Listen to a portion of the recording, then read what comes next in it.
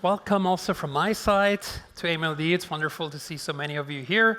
It's wonderful to be in this room. Those who remember the very first AMLD we had in 2017 was also in this room. And so it's good to be back. So today I have the privilege to host this panel, to moderate it. And the topic is risk to society, and this was proposed. I mean, in general, right, we're a fairly optimistic bunch here at EPFL, as you can imagine. And I think many of the speakers who came today also have a pretty optimistic view on this. But nevertheless, right, discussion out there is not quite as optimistic as maybe we have it here. And even though we're optimists, we're not naive, so we're fully aware of the risks, or at least we think we are. We'll see. But we'd love to hear from you also, and there's certainly an aspect here where we are going to eventually hand the questions to you and try to answer them. But the goal really also is not only to identify and talk about the risks, but to find solutions. And I think that's what a good optimist should do. So what I also want to say is that this is a great event. Now, we didn't have like the full-blown AMLD this year, and there's many reasons, including some leaves and some sabbaticals and so on. But next year, everything should be back to the old, and we're actually very deeply already in the planning phase of AMLD 2024. And I'd like you to mark your calendars if that's of interest. So that's the old, in quotes, type of setup that 2 days of hands-on workshops, 2 days of tracks and keynotes. And of course, once again, you'll be very much invited to submit your own tracks and to become co-organizers of AMLD. This has worked really well in the past couple of years. So there's also an AMLD Africa, I should mention. This is not organized by us, but by students and previous students, which is amazing. They have already pulled off 2 AMLDs. And the next one is actually going to be at the end of February and in Nairobi, in Kenya. I'll definitely go, but I just wanted to take this opportunity to thank that team of pulling this off without any of our help, and just make this a great event. It's fantastic. So before I ask the guests on stage, I just very few reflections on something that bothered me a little bit the last couple of months. And that is that I think we've seen an unparalleled exaggeration of existential AI risk discussions. Now, I'm not saying there are no risks, right? And I'm not saying some of these cannot be really serious. But when you go out and say that AI will kill us all, or that there is a serious non-zero probability or likelihood that this means the end of humanity, I would please ask you to just briefly reflect for a few seconds what you're suggesting. And I think there's a couple of people that haven't really done that, and it's been quite staggering to see who those people are. Now, I'm not going to name names, but these are statements, right? That AI will kill us all. So this, I'm again not going to name names. You can figure this out for yourself, but this is basically stated as a fact. You may have read this Time magazine article that concluded pretty convincingly, right, that if we go ahead on this, everyone will die, including children who did not choose this and did not do anything wrong. So this is Time magazine. Again, in an interview, a well-known machine learning researcher that you all know said at the end, enjoy yourself because you may not have long left. Now, this stuff, right, it's not just kind of strange. People pick this up, right? And, serious people and people with power, like the European Commissioner for Competition on the BBC mentioned, yeah, there's probably a risk of extinction, but I think it's relatively small. Like, what does that even mean, there's a risk of extinction? I mean, do you understand what you're saying, right? So either you're not taking this seriously, because if you take it seriously, please drop everything you do, right, and fix this. So I don't think that's the kind of conversation we're going to have today, at least if I also understand my panelists right. If you want to have a question about this, of course, feel free at the end, right? I'm not downplaying this. I think there's a serious psychological factor at work. I'm not saying, I also did not sleep so well after GPT came out. I don't know why. But still, right, we have to be a bit serious about this discussion. Also, specifically because there are real risks, right? And they're perhaps non-existential for us today, right, in a sense, but they're already here. And discrimination and bias is already a problem today. Of course, we have really new problems to worry about. We heard about them this morning and this afternoon, and we'll hear later tonight. And all of these are very serious, but sort of this panic about the end of humanity, this could, in the worst case, be highly counterproductive. So I just wanted to mention that, and I hope that's something we can agree on. But we'll see, right? Q&A. Good. So now, without further ado, I would like to introduce the speakers. Now, even though I know them all very well, I still want to tell you exactly who they are in case you don't. So we will have Sabine Süsstrunk here. She leads the Image and Visual Representation Lab at EPFL. Her main research areas are in computational photography, computational imaging, color image processing and computer vision, machine learning, and computational image quality and aesthetics. I think also interesting for today is that she's the president of the Swiss Science Council, which is the advisory board to the Federal Council for all issues related to science, higher education, research, and innovation policy. She's a fellow of IEEE, ELIS, and ISNT. Well, why don't you come on stage, Sabine? Please welcome Sabine. Any of those. Then we have Gaétan de Rassenfosse. He's a professor in science and technology policy here at EPFL. Before that, he was a senior research fellow at the University of Melbourne, Australia. He obtained a PhD in economics from the Solvay Business School at the Université Libre de Bruxelles in Belgium in 2010, and he has also been a visiting scholar at UC Berkeley and MIT. Gaétan, welcome. Voilà. And last but not least, Carmela Troncoso is a professor at EPFL, where she heads the Spring Lab. Her research focuses on security and privacy, as I think almost everyone knows. She gained a lot of recognition for her leadership of the team that developed the DP3T protocol, which, as you may know, was in practically all contact tracing apps. And in 2020, she was named to the Fortune 40 under 40 list. Welcome, Carmela.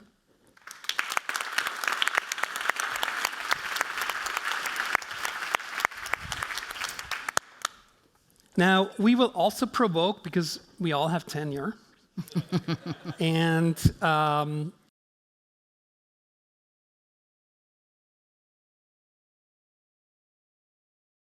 in doing so, I'm going to hand it over to you first, Sabine. So all of you will please give a sort of 2-3 minute overview of what you're currently thinking about, your research, and what's on your mind. Please go ahead.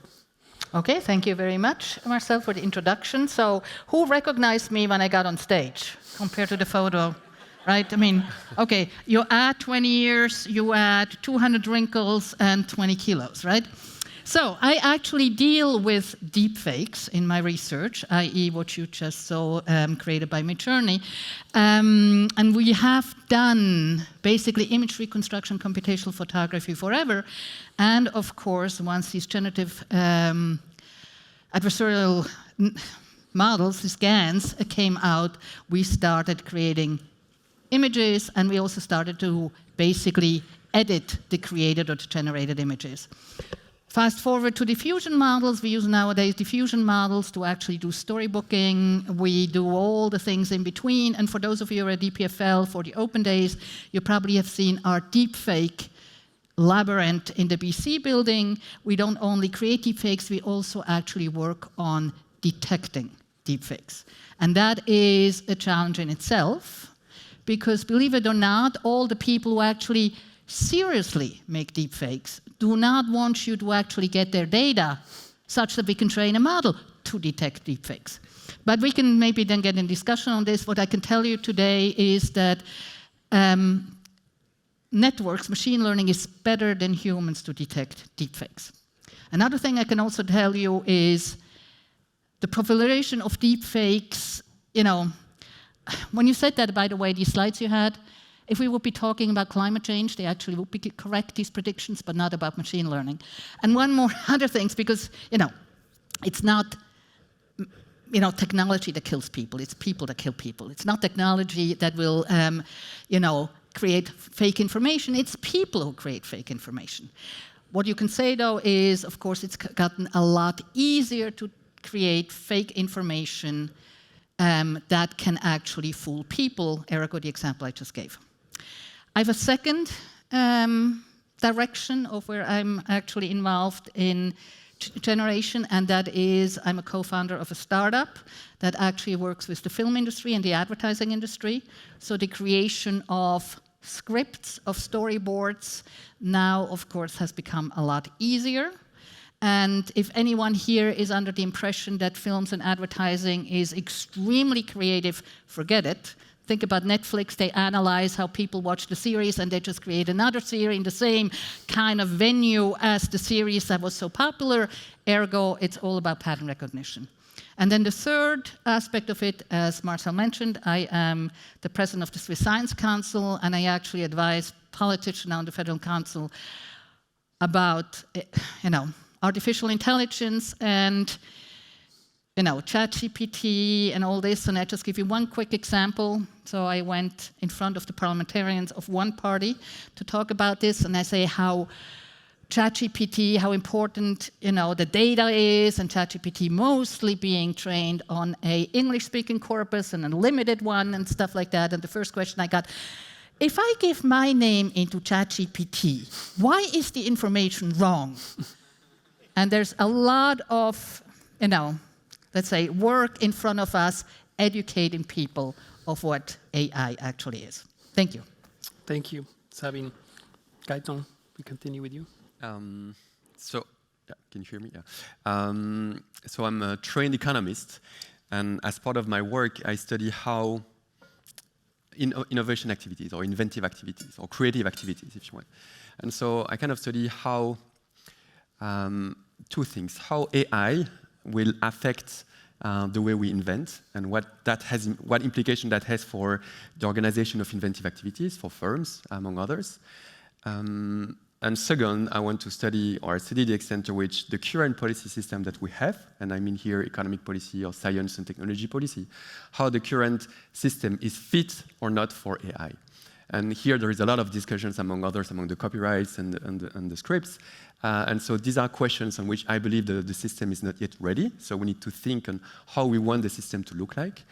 We need to think also whether we want to regulate before or after. Do you want to regulate too early at the risk of killing innovation, or do you want to regulate too late at the risk of having led society in directions we may not want to? And so these are kind of trade-offs that economists will look at.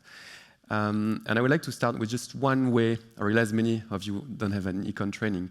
And so I'd like to give you just one example of how economists think in how AI will affect, in my case, the organization of inventive activities or the production of inventions. And I don't know how many of you are familiar with the burden of knowledge argument. So it's a theory that has been developed in the 90s by Ben Jones, an economist in the US. And he realized that it's a very simple observation, actually, but as the body of knowledge increases, it takes more and more effort for individuals, so researchers and scientists, to reach that frontier of knowledge. And of course, it's only once you reach the frontier that you can start contributing yourself. And so as a consequence of that, we, as humans, focus on more and more narrow slice of the knowledge, and we become specialists or even hyper-specialists. And so the obvious contrast is the Renaissance men, and Leonardo da Vinci, who kind of knew the body of human knowledge of the time. Now we become hyper-specialists. Of course, that's an issue for the production of inventions, because we know that invention or innovation arise when you combine multiple elements from various fields. And as we become more and more specialized, we lose that ability to talk to other fellow scientists and to combine ideas across fields. And so that's the burden of knowledge.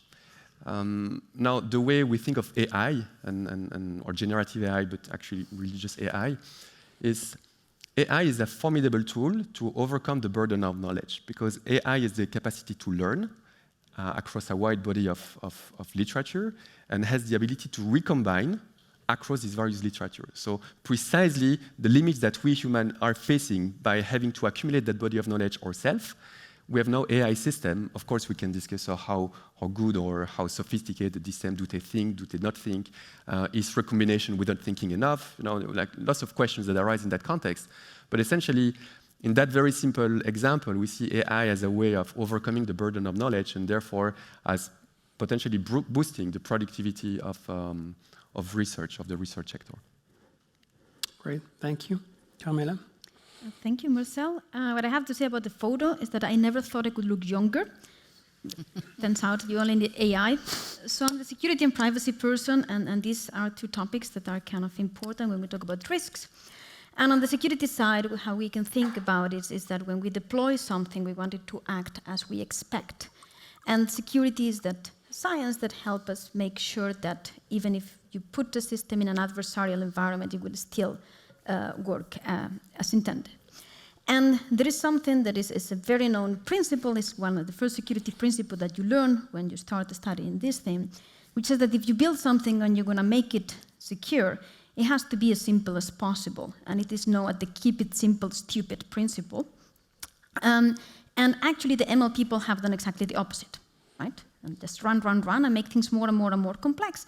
And as such, even though in the ML world, we have moved very fast into doing wonderful things, and generative AI is one of the examples, right? We have today these faces, right, that don't anymore look distorted, and they don't look as us, but they look like faces, right? This is a big advancement. Yet we have no idea how to deal with adversarial examples and with some of these things, and we are very, very far, and a lot of it is because models have become more and more complex. And in terms of these kind of large language models, right, we're seeing a lot how there's a lot of hype around this thing called jailbreaking, meaning kind of getting the model to say things that the model should not say. What kind of work that we're doing is into showing that this goes from any direction. Actually, you can create inputs and it is cornered on the web to hijack the model and then modify the model to say what you wanted. You can write actually so that the model would not learn some parts of it, which may be interesting. For instance, if we think about now we're going to use AI to summarize very big contracts, and you actually can write particular clauses in such a way that the AI will not see them, and these kind of things, and we expect that we're going to see a lot of these kind of tricks coming on.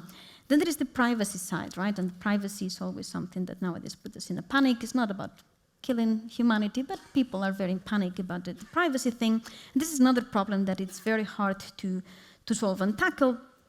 And what I have to say is that one of the main problems that we're seeing is that all of the privacy technologies that we have, the problem is not only that, well, they're very expensive and they affect the accuracy and people don't like that. The problem is that they increase arbitrariness, in the sense that the decision of the model, what the model outputs, is not anymore a question of what the data was in or what the input you gave it. It's actually a question of the noise, right? How many coin flips happen there? And this is something very important as we start to put more and more machine learning, and in particular Gen AI, on high value tasks. Like we need to think more about how we are going to balance these two things.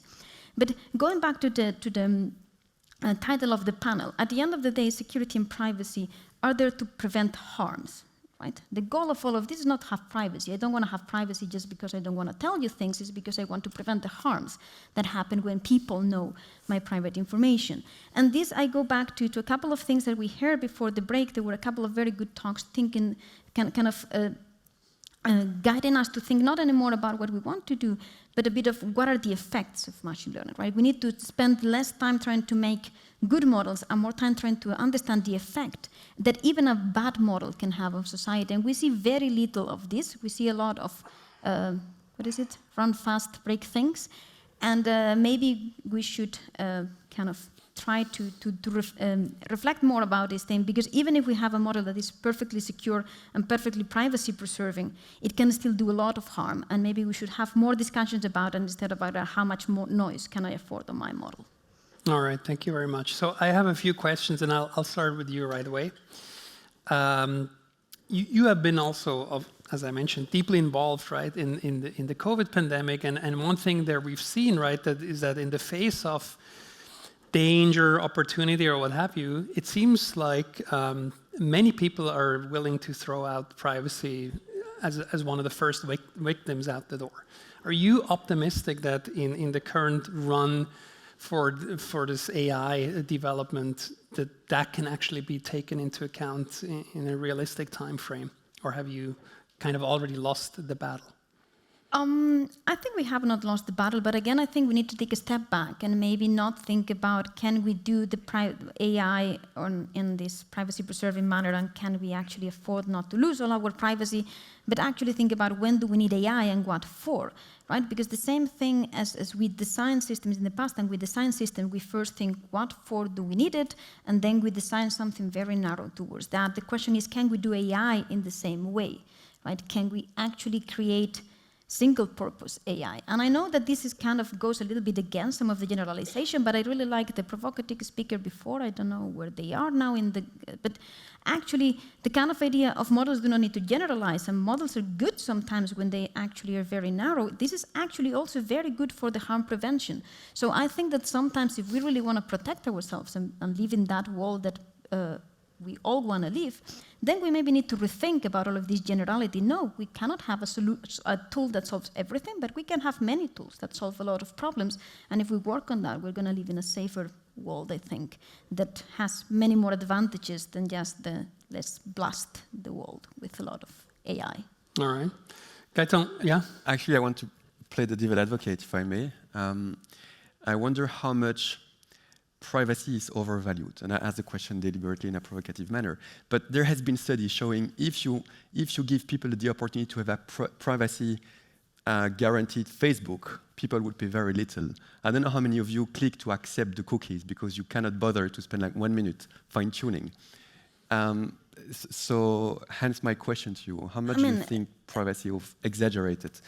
And should we have different levels to different applications? We can have this thing, but now what you're saying is that our privacy and our freedom are actually an economic thing, and you're asking me how much am I willing to, sell my privacy for?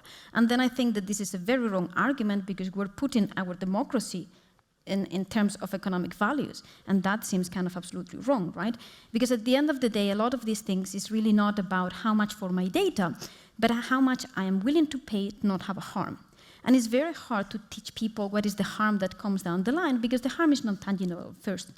And a very big example of this was the Cambridge Analytica Facebook scandal, right? Where we had all of these people that if you could tell them, how much would you pay for Cambridge Analytica not to get, what did you put likes on, and what was the other thing? Where are you? And a couple more of things. What's your age? Very simple. And they would have said zero, like how am I going to pay for this thing? And all of this thing ended up with Donald Trump being elected, and 4 years down the line, the biggest rebellion on the Capitol. So, how much would we then pay to not have the Capitol raided by the guy with the horns? Maybe a lot of money. You asked the wrong question. Wrong question to the wrong person, Gaétan. No, but that's the point. I want. Okay. My question to you, Gaétan, is how much you currently have on your bank account? Not enough. Okay. And what's the password now? You wanted to say something. I just wanted to put in a little anecdote. So in April this year, the State Secretariat for Communication came out with a rule how to regulate this digital world. It wasn't specifically AI. And they came to the conclusion that Switzerland has no need of regulation at all. They can if they want to, because our access to the market is not jeopardized at this point in time. It's a little sad, because it goes against everything. So this idea that privacy actually is worthwhile has not gotten into the political world at all. Now, just reflect on this. This was the 18th of April, 2023. That report came out. Yeah. We've positive. Okay. The whole point of the panel was... No, I'll think about something. But I wanted to ask you, so you're a copyright expert. You see these images, right? And it always said copyright artist. Is that a legitimate copyright, A? And B, can you just give us a conclusive answer to the copyright issue? No, I'm kidding. But I mean, everybody working on copyright and generative AI seems to be running around scratching their head. What does it mean? Yeah, I mean, that's a really important question, actually, because it kind of echoes what I was, in my opening statement, like how much is our system fit for AI? And one of the systems is the copyright or the patent system as well, actually. So we have that question in the world of copyright. We also have it in the world of patents. So take an AI-generated invention. Can you actually claim patent protection on it or not? In the case of copyrights, I don't know how many of you have been following, but there are essentially lots of litigations in many jurisdictions around the world. So many that it's hard to keep track. And I think if we have to group them in two, I would say that the first group of litigation or legal questions is related to how much can we use copyrighted material in training tasks? That's not an obvious question. Next, other group of litigation or legal questions would be, can we claim copyright on AI-generated artwork? In the second one, the answer is actually fairly clear. It's only human can claim, only work that has been created by human can claim copyright. So it would seem that if there had been no human intervention whatsoever on that picture, that copyright statement was wrong. So now the court will have to decide how much human involvement is enough for the Exactly. I mean, writing the prompt, right, is not trivial. That might not be enough. This robot, it took me half an hour this morning. Exactly. So you might. Make the system have a robot that actually screams. Not so trivial. Exactly. Can I get copyright for that? It's not clear, but actually, the question is not can I, but really the question is should you? Should we allow you as a society to have copyright on this artwork? Mm-hmm. And I think this is the most interesting question we should ask ourselves. Policymakers and the creative industry. And there are three broad, when you think of why we have IP, and there are three broad families or reasons. The first one is IP as an incentive to create.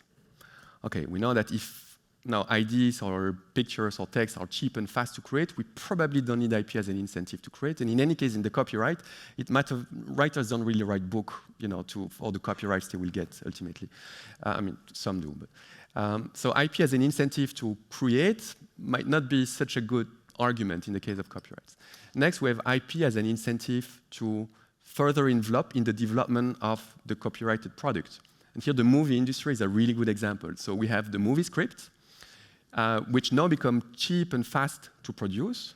But now we still have behind studios, like film studio, film producers who have to invest money on that script to actually build and develop the movie, right? And so, can we imagine that studio will invest in movies, in bringing a script to movie, if they don't have the rights on the script? It's not clear, I don't have the answer to that, but that's a question we should ask ourselves. And the third reason for why we usually have IP, or if it's a role of IP, is the extent to which IP facilitate transaction in the market. Like if you have IP is a piece of ownership, so once you have it, you can trade it and you can exchange it. No one has IP on anything. It's going to be hard to trade. And maybe the most simple example for you to understand is land. Land has been created before us. Has been around before us for a very long time. Will be there after us. Has been created for free. Yet humans have created rights on land. And it's these rights that we actually trade and that allow property developers to build and do whatever they want, or even protect them, actually, on these lands. And so this IP as a tool to facilitate organization is also something that matters. So in the case of copyrights, it seems that we won't be able to get so easily copyright on AI-generated artwork, but first, it will have to be decided on courts. But second, even if we cannot, what model do we want as a society? And that's exactly. Not a trivial question. What is the alternative? Sabine, so you mentioned before interaction with a politician.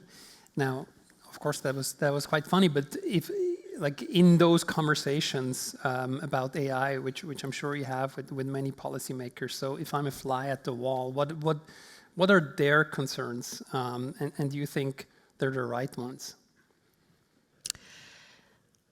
Politicians are a subset of our population. So that's absolutely true. Keep in mind that, at least in Switzerland, I don't know about other countries, the majority of politicians are lawyers. Are Lawyers. lawyers? Lawyers. Very few engineers. Some, you know, some who actually did not study, and this is actually the good Swiss system. I'm not bashing it. But one of the things I've seen with lawyers always basically deal with things that have already happened. They rarely look into the future. And they make regulation. And this is exactly their kind of thing of AI. Well, do we need, what should we regulate? What happened actually? How's it been used? And you kind of want to say, well, could we just have that discussion a little bit, you know, just think a little bit ahead? And I find that, you know, challenging to get across. But that's actually the one thing to actually think about, that we need a little bit of a projection. So I've heard many good talks today which do a little bit of this projection. I'm also going back to the last speaker who actually talks about, do we need generalizable AI? Well, it could just be a subset. So we need to kind of like look a little bit into the future, and that I find very challenging. Now, again, having said that, they are a subset of our population. Some think there is not any danger at all. This is just a technology like everybody else. Very prone to underestimating it. Other ones are, you know, believe the kind of headlines you showed in the beginning, very prone to overestimating, but that's to a certain point nothing.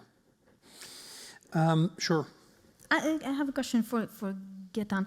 So one thing, I can, no? Yeah, you must. He said I could. Yeah, no. So one of the things, now you talk about all of these things about copyright and what happens when the machine invents things or not, but one big thing that's actually happened, and it's something that we don't talk that often about, is that all of these models and all of these big things are at the end owned by very few. Right? And as much as we have many script writers, and still there may be big teams of those that possibly get more of the business, but like kind of was that an open, right? And you could always come and kind of jump in, even if you were a newbie, whatever, you could write something very cool and get somebody to do it for you. Now when things come from AI, it's very hard to circumvent the fact that there are, well, right now one provider that was kind of altruistic, and then when they discovered could make money, and then they're not that altruistic anymore. It happens. So how do we deal with this thing, and how is that something that can we also see competition coming in, and that the fact that we more and more maybe rely on this as a building block for everything? It means that in everything, right, there's a company that's going to be behind absolutely every sector. Is this something that is also on the horizon? Does it play a role? This is a huge concern, actually. Essentially, the barriers to entry. So we are creating a new industry, and the barriers to entry into that industry is extremely high. And just you need the data, you need the team of engineers, and not everyone can actually replicate that. We used to believe that Google had a monopoly on the search engine. Then came OpenAI. Like, oh, this will actually change the state of web-based search. So you never know what the future brings. But as a matter of fact, OpenAI was not a small player. So we have a concentration of big players. This is a concern that is regulated very often, that often came back. We held the Bell Labs at the time, and so these antitrust and case come often. And they will come. They most likely come in 5, 10 years, 15 years. You need to show harm for it to matter. But actually, I think if you push that reasoning a bit more, I think there is a huge concern to society that what will the future of work look like, right? So we have now a technology that might displace many jobs. We had one of this conversation, one other presentation. And so we know many jobs are at risk. So will we have a polarization of work where we have a very small, narrow class of hyper-specialist engineers, well-trained, who can pilot all of this system, and essentially, I don't want to use the word slave, but you get the picture, right? I will just, do other works that the machine doesn't want to do or cannot do, or it's cheaper to have humans do. So if you push that concept, to me, this is a big worry. I don't know what the future looks like. Sabine wanted to. I'm actually not worried about the models, I'm worried about the data. that a few companies own all the data. That's what I'm worried about. The models were smart enough to actually come up with newer models, and remember, diffusion models are already gone, it's already the next model around. That is less of a worry. The data is a worry, and then the computational resources is a worry. And who owns these computational resources? So I want to pose a question to you all, which is, if you make a list, right, of all the concerns that you have about this in general, right? Which is for you, just personally, not as a researcher, but personally, is at the top of the list? And so that you have 30 seconds to think about this, I'm going to start with mine. So if I make this list, right, then I look at all the different possible outcomes, and my biggest concern is social inequality. And maybe that's wrong, right? But it's my biggest worry because I just see the extreme value add that can come from mastering these technologies and how quickly that is going. And I'm not optimistic about the usually offered solution to that, right? Which is these countermeasures that we have on a societal scale, because that seems to get worse and worse over time, almost everywhere you look, including Switzerland. And so that's, for example, my worry. Now, I would like to ask you the same question for you. I'm going to make it a little bit more difficult. Please also try to offer a solution. Why? Well, we still have a couple of minutes. Why don't we start with you, Carmela? I think, to me, the biggest worry, and I think builds a little bit, is kind of maybe the same thing as you're saying with other words, which is the lack of freedom, right? How having more and more tools that are controlled by few people and that actually make all of us have to be the same in a way, because you need to conform, actually eliminate our freedoms and actually just make us, all of us, be in a one way, and make it very hard to kind of escape from this thing. And we lose all the diversity of society, which at the end of the day is a different angle of the inequality. I think that for me, that's one of the bigger issues, and that was also part of my question to Gaétan. And a solution, I don't know. If you have a solution of how do we eliminate big tech, yeah. Anyone? No? Yeah. I will actually put maybe privacy, at least. So but an interesting twist of events. Let me tell you why. So I'm deeply concerned by what inequality is and how AI will change the way society operates. And I don't know what that future looks like. But I'm really concerned by, as these technologies become cheap and more sophisticated, and as, say, police officers are super expensive, and road enforcement is super expensive. And you see that tendency in countries like China, not to name it. This is a model of the society in which I don't want to live. And it's just now become much easier to go toward that model. And cost consideration will play a role, and it come naturally, and then maybe one day we wake up in a society we don't want. So that's why I would put privacy first, but really more for the overall impact it has on the way society operates. And I could say that's again the other side of the kind of freedom, right? Yes. We want privacy because privacy will give you freedom. It's going to give you your ability to be yourself. And the moment we don't have privacy, we don't have freedom, and we're gone. Sabine? Well, now to be provocative back, well, people don't want it. People don't want privacy, nor do they want freedom. They believe all the fake information that's out there, right? So for me, it's fake information. Is your worry your main worry? Yeah, exactly. So they believe it. I mean, we see that the democracy in the world is decreasing, right? There's more and more autocratic kind of systems, and these autocratic systems are very good in feeding their population with, privacy-harming technology and the fake information.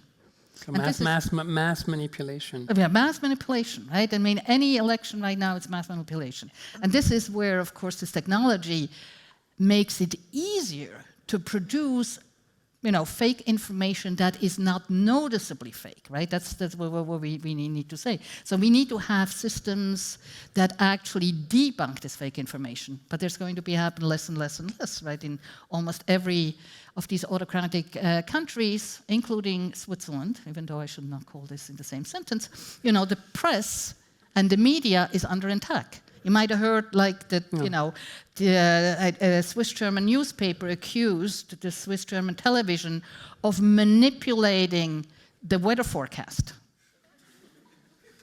You know, I mean, you kind of go like, I mean, if this is already happening, and this is kind of, this fake information is for me the biggest danger. And one more time, this is not the fault of the technology. This is the fault of a systematic kind of will of certain people to actually manipulate. But one question about that, like, yeah, and I know that there's a lot of this thing about fake manipulation, and indeed we have now fake images that are kind of better, whatever. And yeah, a lot of those things, but is it actually this AI what is making this worse? Or is the fact that we have everything on social networks? Because it's not that inventing fake news or that inventing like propaganda was there, right? That's how we got to Nazis kind of making a mess all around the place. So I'm a little bit skeptical about the hype around AI being behind how this is going to be different in terms of fake, because these kind of fake things, or when I see in my own country politicians making up fake arguments, this is not AI. They are just going there and playing a lie. This is Spain. Yeah, this is Spain. My country is Spain. They just go in front of the mic and say like whatever lie they come to. No AI. There's no AI needed. Like there with their face. So I'm a little bit kind of I don't know. No, you're a good point, but it is again AI behind it, right?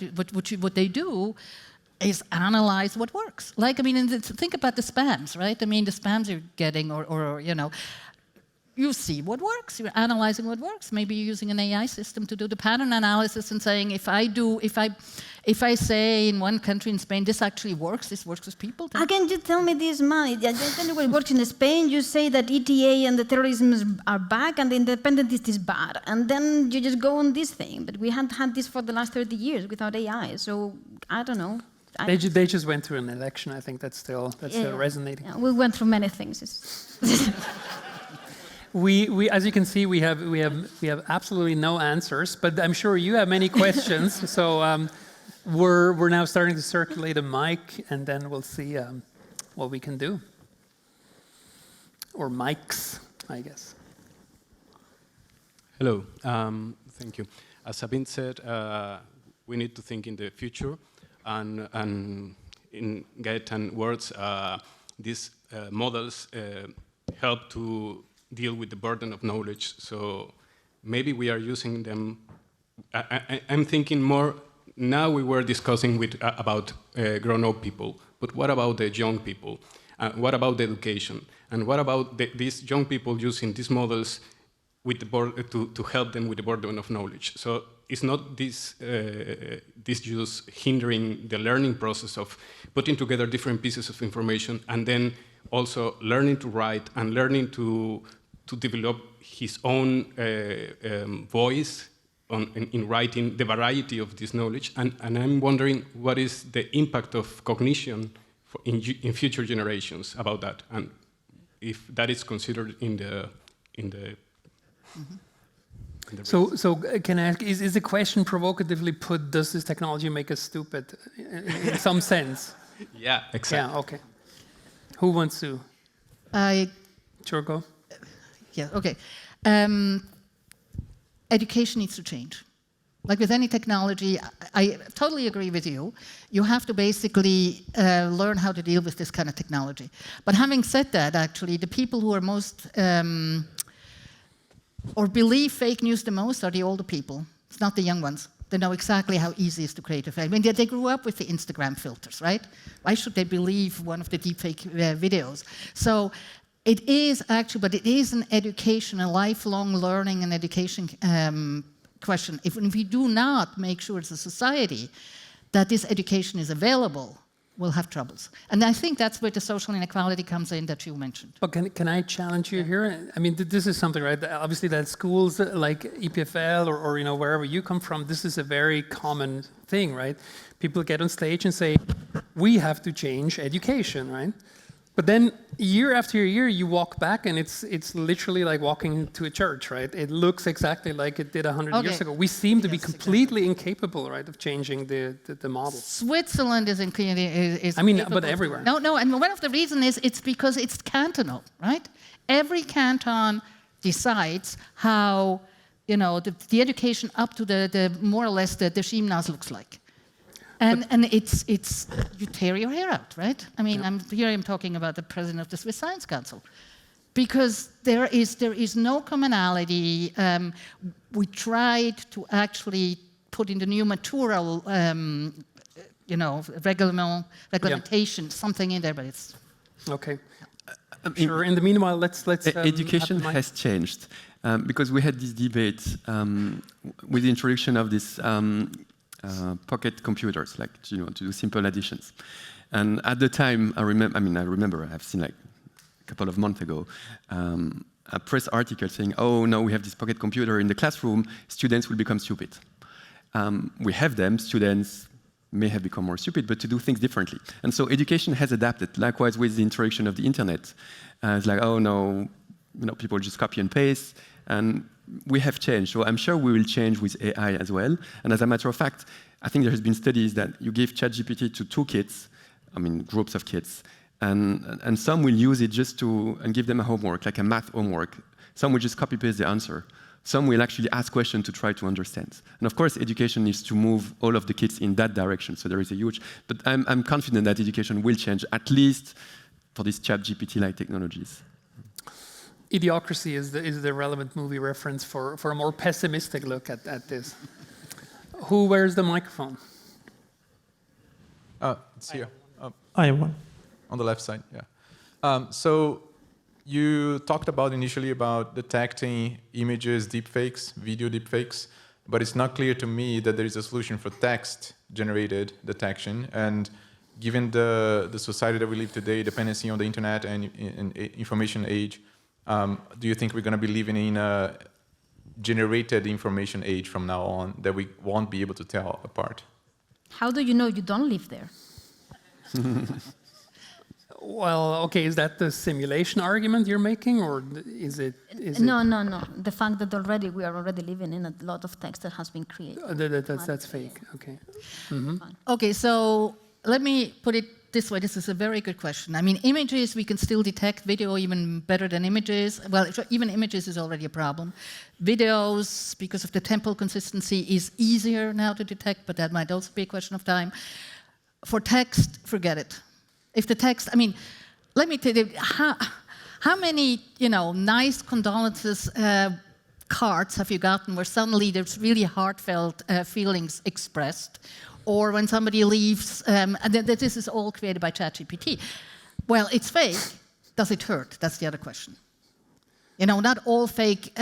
Fake may be only heard when it's right, A, to manipulate, and B, it's wrong. Yes. And the wrong, of course, you can detect. The manipulated or the written by ChatGPT, you cannot detect. And by the way, do not believe any of that software out there who says that they can detect. Yeah, no, that's not working. But I don't know how many condolences cards you get. I hope not too many. But do you think? It's I think a very important distinction you make, right? Between something being factually wrong and something being artificially generated. Yeah. So this concern, right, that people say, well, I made ChatGPT write this email, I kind of feel guilty.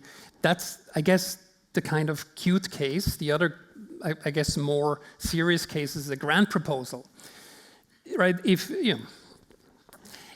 you write a grant proposal and you put your name under it, is that somehow ethically concerned or anything, right?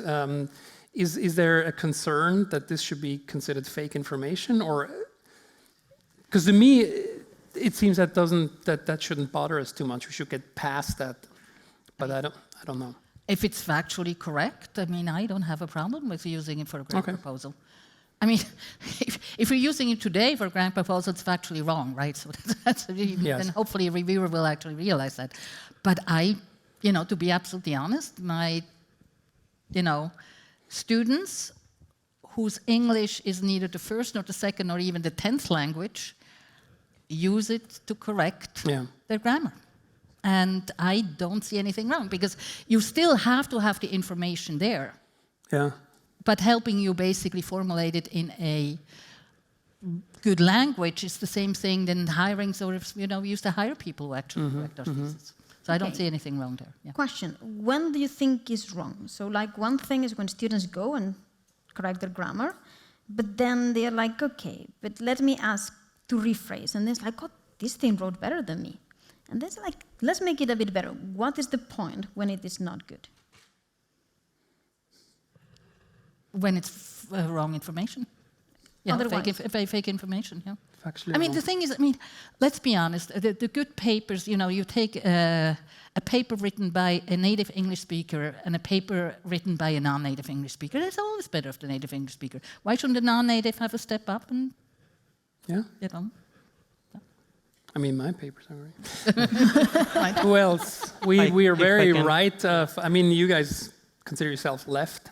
If I can ask one question, please. Yes. Yeah. Thank you. The middle, yeah. Are there no mics over here? Or just no questions? All right. So, Sabine, I think you mentioned about bringing, and influencing the legislators and helping them understand the controls that we need. Actually, my question to you is: there are artificial intelligence works on the data. If you push garbage, you get garbage out, right? Yeah. Simple. There's no brain need to be applied, right? Yep. And at the moment, you see globally, right? There are a lot of systems and tools and application owned by a designated company intentionally misused to persuade a generic or intentionally driven decisions or elections, right? Mm-hmm. We all know that destiny is a matter of choice. What we choose today will define our destiny. My question to you is how you influence these policymakers, which is concentrated for a group, for a colony or a country, or to a larger scale at a United Nations level. Mm-hmm. I don't know. UN does not have much control on that, but yeah, just to bring accountability to these usability and producing the results need to be controlled and managed before it is disseminated for wrong purpose. That's what I want. So, that's a safety. Yeah, exactly. So Marcel said we should be positive and upbeat, right? You're all asking questions where I just have negative answers. No, constructive. Yeah. Not just okay, let me put it this way. Exactly, constructive. It's a huge challenge because many of the governments don't want this either, right? I mean, you can sometimes put tech companies and governments, right? I mean, the tech companies in the US came together and said, we need to have regulations for the US government, not for them, right? And you kind of go like, wonderful. And by the way, they say they know better what kind of regulation we need than we do.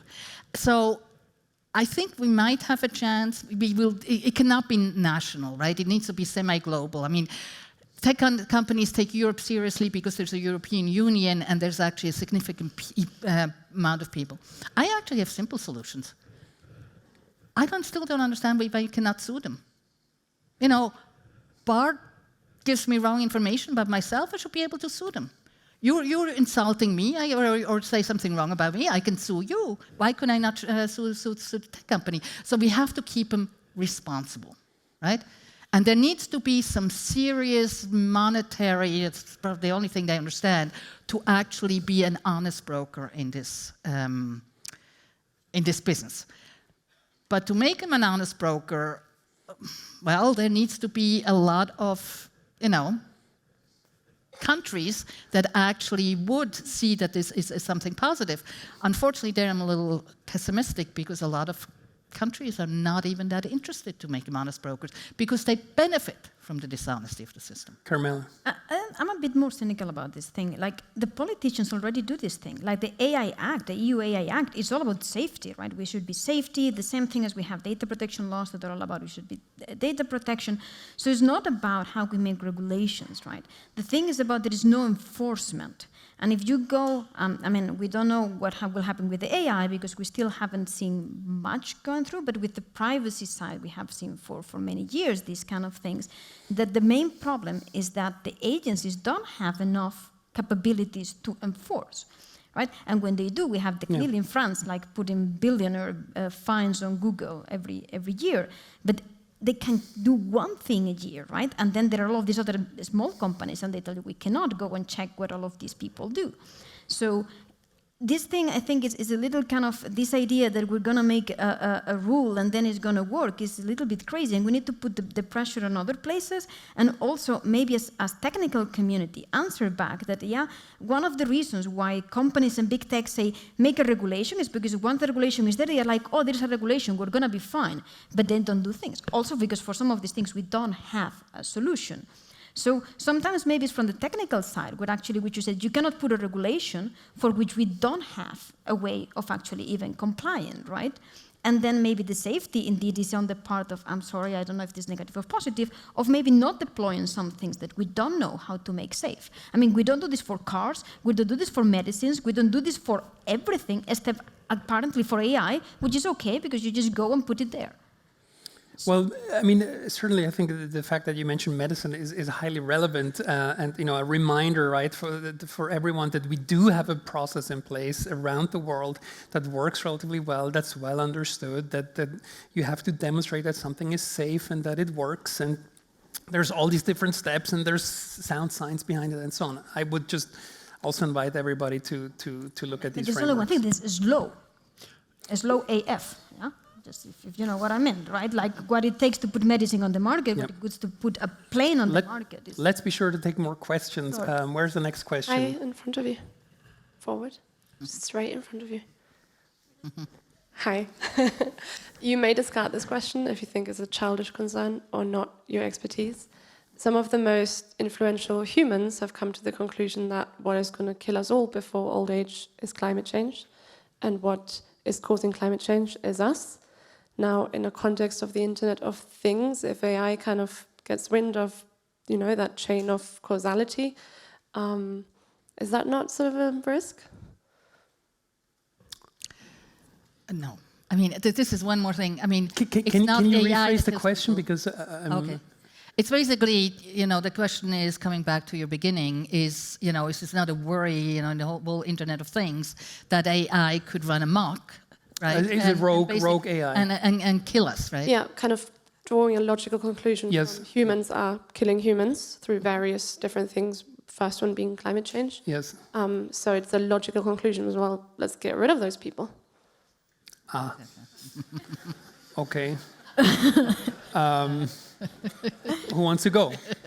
I wouldn't. I really like people, so I wouldn't do that. I'm not in favor of that proposition. Okay. Well, let me put it this way: if you get rid of the people, then who's going to program AI to get rid of the people, right? So this is kind of like the one thing. Well, it's probably still thinking. I just when I came in at lunch, I heard about somebody who actually thinks animals are more intelligent than us. So maybe we can start thinking who's going to take over from us. I just think there's still probably a gap. But the hyperbole is, I still think the climate thing is actually a little bit more important than the Internet of Things. But you bring up one interesting things, right? I mean, the Internet of Things could kill us because it'll be, it controls our refrigerator, it controls our heating, it controls our car, and whatnot. Here again, what we just talked about, it becomes more and more important that we have regulations that ensure the safety, right, of these, so that it's not suddenly that the refrigerator starts gobbling up, humans and puts them in the refrigerator. Yeah. So we need to make sure that these kind of things, and that's where regulation is absolutely fundamental. No. And I would also encourage everyone to be more serious about this, right?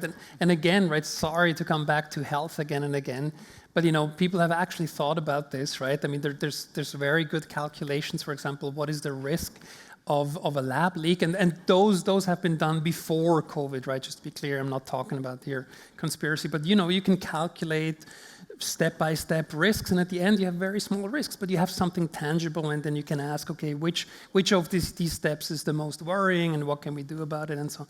So, yeah, I'm not downplaying this, but I think we should just be more systematic and serious about it. Do we have more questions? We have a question here. Where is here? On the other side. On the other side. Okay. Yeah. I mean, I don't need to see it. Thank you for the discussion. I would like to ask, none of the big AI actors are European. Is this something that worries you? And can we really regulate something that we don't know how to produce here in Europe, at least at this scale? What do you say as an economist? It's a huge worry, simply because productivity growth in the long term in the economy will come from AI, but it's also like even before AI, very few of the big software companies were actually, like the Microsoft and the Google were in the US. So yes, it's a worry. Can we regulate? Yes, we can.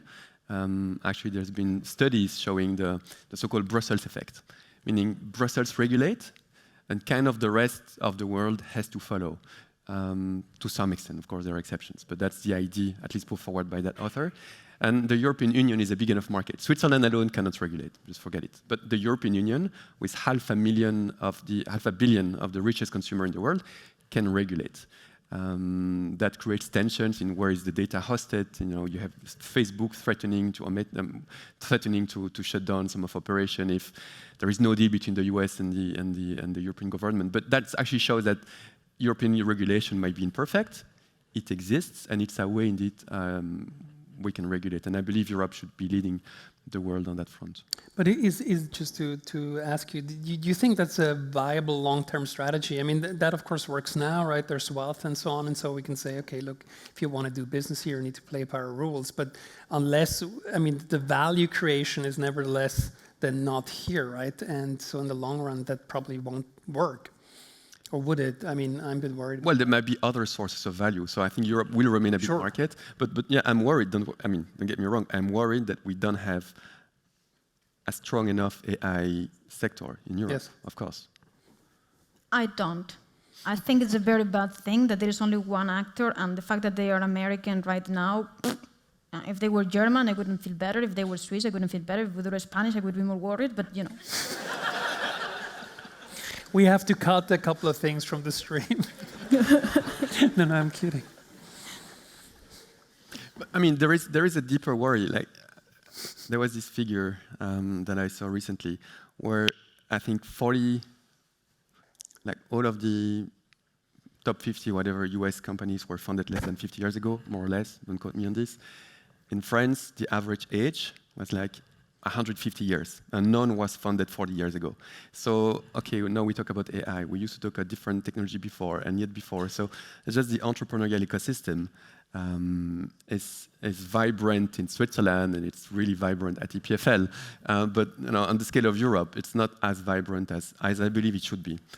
I agree, right, that we look at the entrepreneurial stuff and the fact that indeed we're kind of behind as a problem in the sense of the risk to society and the kind of things we have been talking. I don't think there is a particular difference from this thing coming from one actor somewhere else or one actor elsewhere. That's what I meant to say. But indeed, like it is a sign of a bigger disease.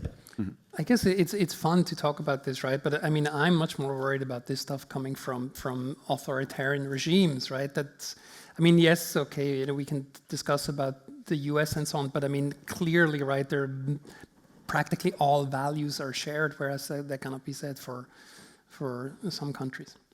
Is that what you wanted? Yeah, I just wanted to say, I mean, in China has a huge potential for development because they have many very, very, very intelligent people. Do we necessarily want these products? Some might not be in our interest. So made in China on the AI products might not be quite what we had in mind. But there's an old saying, by the way, you know, from US economists, right? That the US innovates and Europe regulates. But at least we regulate well when it comes to social media. Mm-hmm. Yeah, but no but. Okay, we have time, I think, for one more question. There would be many more, but in the interest of time. So who wants to go? I have a question that is actually related to the current discussion. Carmela, you mentioned that your main concern is freedom, because basically a couple of companies own the technology that all of us will have to use recently, like in the near future. But how different is that from the OS we all use on our phone, which in practice is just two companies, or also on our computers in the last 20 not at all. years? It's horrible, all of it. It's very bad. And we have the same problem, and Gaétan is equally worried about the fact that we don't have an European OS. Okay, so for you it's the same problem, it's not worse? Because I was failing to see why it would be No, I don't worse. think it's worse. I think this is the main thing, but we're seeing the main problem again and again and again, right? And it's something that we don't talk enough about, the big problem that indeed there are a few companies that actually decide which will be the productive model of the future, like a lot of things that Gaétan said. They're going to have a say in what jobs can be done with this and what jobs not. And if they want to kill a job, they will. Okay, thank you. Well, on that optimistic note, do you? I just wanted to say, does somebody have a ChatGPT written joke that we can just kind of lighten up the atmosphere? We'll have Marcel. No, but his jokes are better, right? So. I have actually read a few interesting, a few funny jokes, but that's maybe just a reflection of my poor taste of humor. So I'm not gonna expose that. Anyways, I want to thank all of you. Big Ross, a round of applause.